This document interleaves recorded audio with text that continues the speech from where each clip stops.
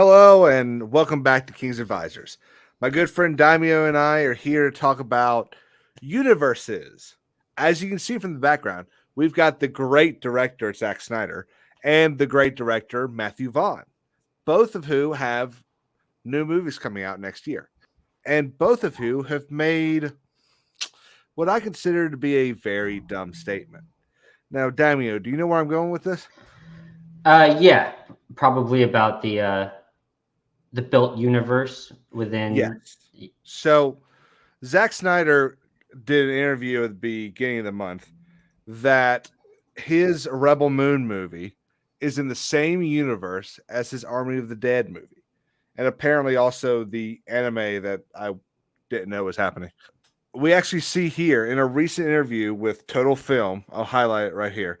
Snyder revealed that there were some connections between the two universes of Rebel Moon and Army of the Dead, his zombie franchise, which is also Netflix.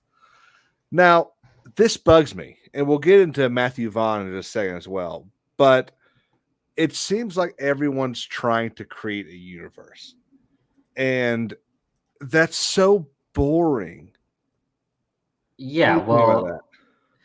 well, okay, so I think we know the reasons why they're trying to do that. Obviously, it's the MCU, and people are trying to piggyback off of this Yeah, whole yeah. shared Everyone universe wants to idea. make the next MCU.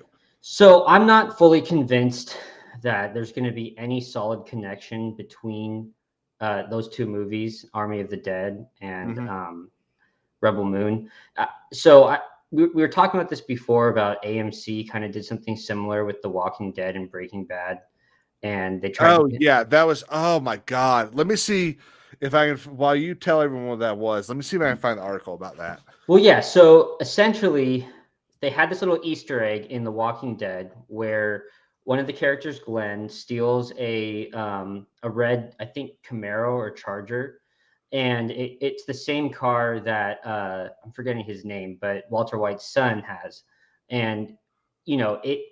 I think they tried to make it a shared universe type of thing after that happened, after they dropped that little Easter egg. But basically, they were saying, yeah, like this car it's the same one that's in Breaking Bad, and Gus is actually the Yeah. first zombie. So right here in The Walking Dead season 2, episode 2, Bloodletting, when T Dog was infected, Daryl Dixon comes to the rescue with a veritable pharmacy in his bike bag. Mhm. Some of its contents were from his brother Merle's drug stash.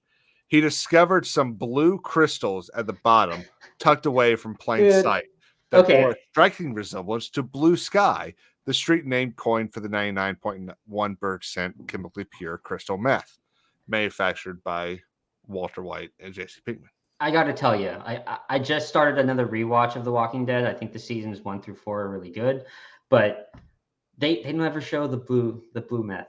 Like So it's right here. Oh, okay. But like, But you see it come for like on. 2 seconds. I don't know. Yeah, it's just such. It's a cheap. I think it's a cheap way of um, getting people who aren't into one of the shows like start watching the other one. I don't know.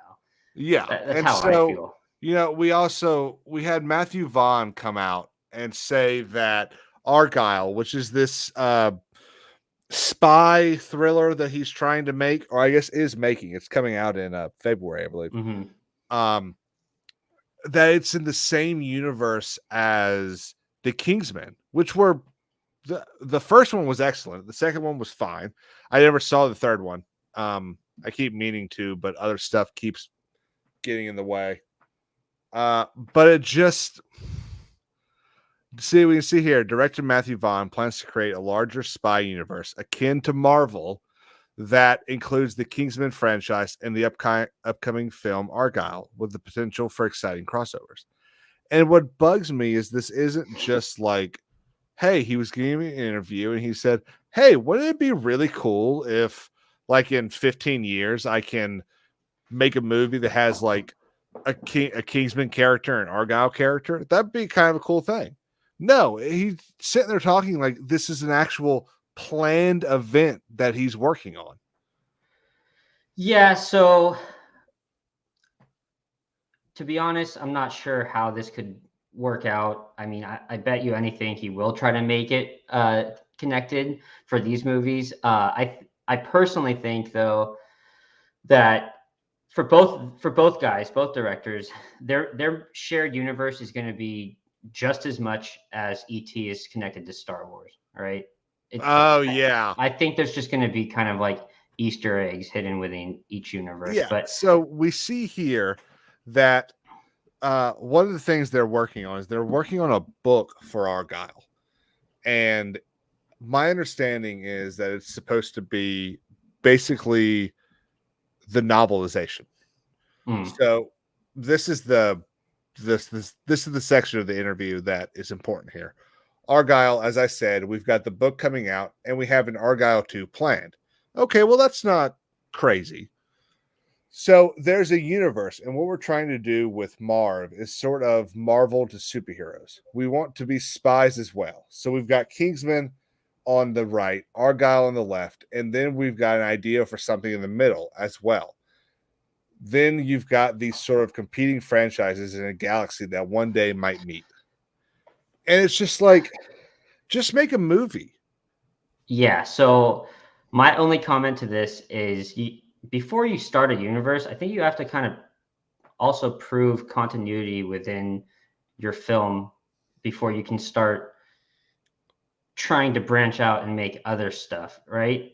So I think Argyle, before you even like start trying to branch it out into a whole universe, you kind of have to prove that your film has a very well directed Mhm. storyline, right? And You then need you a can proof kind of of start. concept. Yeah, You have to exactly. prove that not only do you have a fan base, and not only does that fan base enjoy the product you're putting out, but that they'll also come and watch the other thing you're going to put out. Well, and look at the issues that Marvel is dealing with now with their whole universe thing. I mean, obviously it's a little different. They've got, how many films, like 20 or something like that. So, but if you really look at it, like they're struggling keeping continuity in place and whatnot. And how do you Yeah, know they keep retconning stuff.